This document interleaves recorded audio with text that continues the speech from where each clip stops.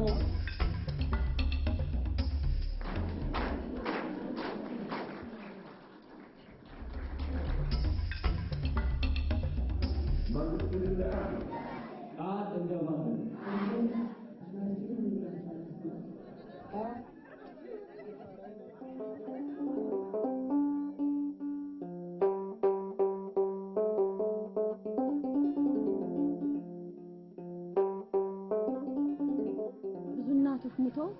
ተጎርተው ሲሄዱ ምን አይበት አጋጣሚ አለ ቀበሌያችን ሴቶች 1322 ያክል ሴቶች አሉ ከነዚህ ውስጥ ደግሞ 35ቱ ነፍሰ ጡር ናቸው በ2004 ያለ መረጃ ማለት ነው እና ከነዚህ ውስጥ ብዙም ግንዛቤ የላቸውም 82% ቤት ውስጥ ነው የሚወልዱት የነፍሰ ጡር ምርመራ ክትትል የሚያደርጉ እናቶችን በተመለከተ ወደ 46% ነው የህፃናት ክትባትን በተመለከተ ወደ 29% ነው ሽፋናችን በተለያየ ምክንያት ወይዘሪስ በወሊድ ምክንያት ይሁን ወይም ደግሞ በበቂ ምግብ ያለ ማግኘት ይሁን ማንኛውም ሰው ይሄ ማይነካው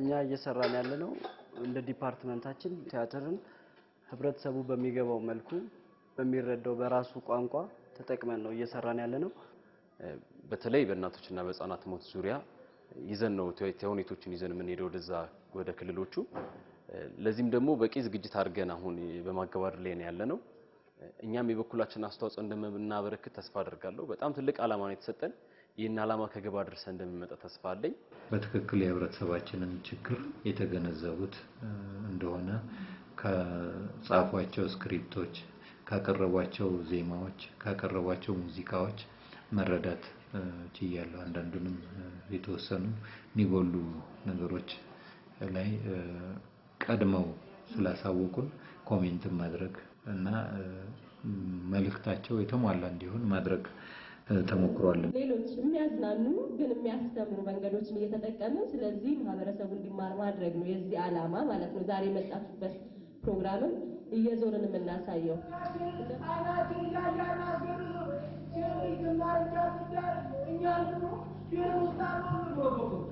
እቆኛ ተበያው ትልቅ ቢሆንብኝ እድሜው ያዘለቀ ድንግርግር ቢለኝ የሴት ትንሽ የለም የሚባለው ምን ፍቹ አልታወቀ እናትህ እኮ የቆምሽባት ያለህባት የስብስነት ማደሪያ ሀገር አምሳያ ናት እና እንዴት ለፕሮግራሙ በጣም በሰፊው ደስተኛ ነኝ በጣም ደስ ያለኝ ምንድነው እናቶችን ብቻቸውን ማግኘት አንችልም ከዚህ በኋላ ራሳቸውን ማምነዋል አውቀውታል መንግስት ሌላም አካል ለሴቶችና ለህፃናት ሞት መቀነስ ምን ያህል ተነሳሽነት እንዳለው ምን ያህል ፍላጎት እንዳለው ህዝቡን ለማስተማር አውቀዋል እነዚህ ያወቁት ደግሞ የቀሩትን እናቶች ጭምር አነቃቅተው አነሳስተው ከዚህ በኋላ አንድም እናት በወሊድ ምክንያት መሞት የለባትም ህፃናቶች መሞት የለባቸው የሚለውን ግንዛቤ ፈጥረውልን ሄደዋል በፕሮግራሙ ላይ ብዙ ጠንካራ ጎኖች ያዩዋቸው ነገሮች አሉ ለምሳሌ በተለይ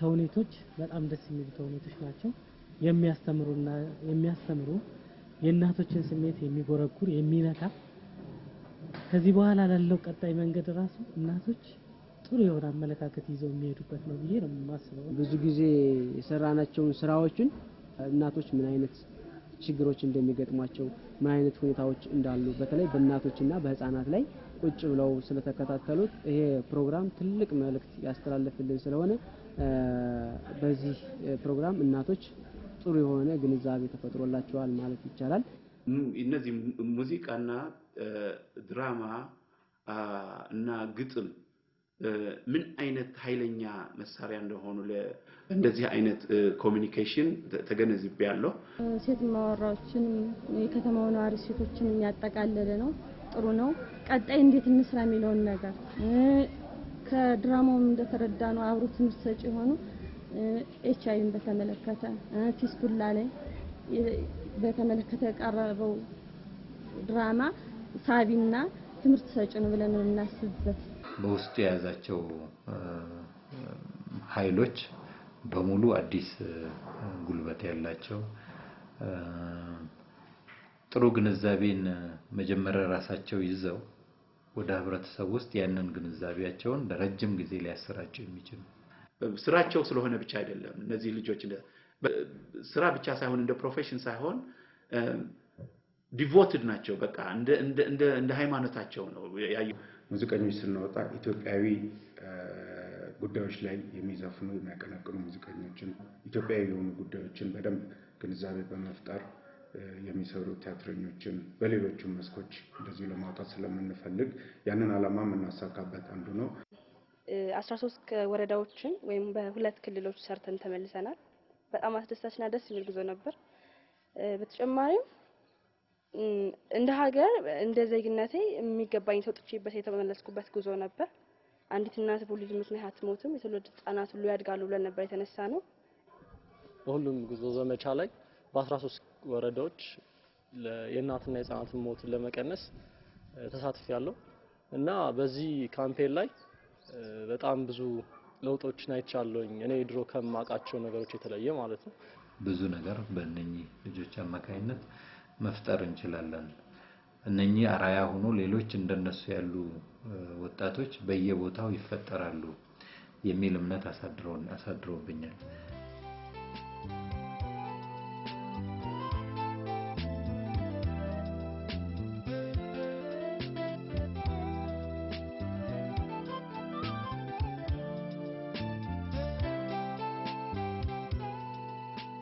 እንደውም ጊዜ ተወስዶ እንዲጥር ሳይል ማለት ነው ጊዜ ተወስዶ እናቶችን በደንብ ሰብሰብ አድርገን የተወሰነ ውይይት አብሮ ተካቶበት ቢሆን ኖሮ ጥሩ የሆነ ውጤት ያለውና ነገ ደግሞ ለስራችን አመችም የሆነ ነገር ይታያል ብዬ አስባለሁ። በዚህ ፕሮግራም የተገኙት እናቶችን ነገ ከነገ በኋላ ቤት ለቤት እየሄዱ ምን ግንዛቤ ተፈጠረላችሁ፣ ነገ ከነገ በኋላ ምን ትሆናላችሁ፣ ምን አይነት ትውልድ ለመቅረጽ አስባችኋል የሚል ትልቅ የሆነ ስራ ይጠበቅባቸዋል። ይሄ ህብረተሰብ ዛሬ የተገኘው እና የተገኙት እናቶች ጥሩ የሆነ ስለ ጤናማነት እንዴት ትፈጠራለች በሚለው ዙሪያ ጥሩ ነገር የተገኘበት ሁኔታ ስላለ ጥሩ የሆነ ደስታ በእኛም በእናቶችም የተፈጠረላቸው እንደሆነ ይሰማኛል። እስከ 2015 ነው ያለን የመጀመሪያ ፕላን።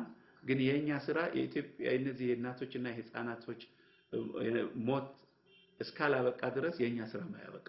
በጎ አድራጊ ድርጅቶችና ህብረተሰቡ ካለው ፔስ ወይ ደግሞ ካለው ፍጥነት በበለጠ ሁላችንም መስራት አለብን። አሁን የሰራነው አስተማማኝ መሰረት በሀገራችን ውስጥ ማንኛውንም የጤና ሁኔታ በተሟላ ደረጃ ማሻሻል የሚያስችል ሁኔታ ሊፈጥር ይችላል የሚል እምነት ስላለን ነውና ይሄ ትልቅ ለውጥ በሀገራችን ውስጥ መጥቷል ከምንለው አኳያ የእናቶችና ህፃናት ሞት መቀነስ። አንድም እናት በወሊድና ከወሊድ በተያያዘ ጉዳት ምክንያት መሞት የለባትም። አንድም እናት በወሊድ ምክንያት መሞት የለባትም። የተወለዱ ህፃናት ሁሉ ይደጉ። አንዲት እናት በወሊድ ምክንያት አትሞት። አንድም ህፃን መታመም መሞት የለበትም።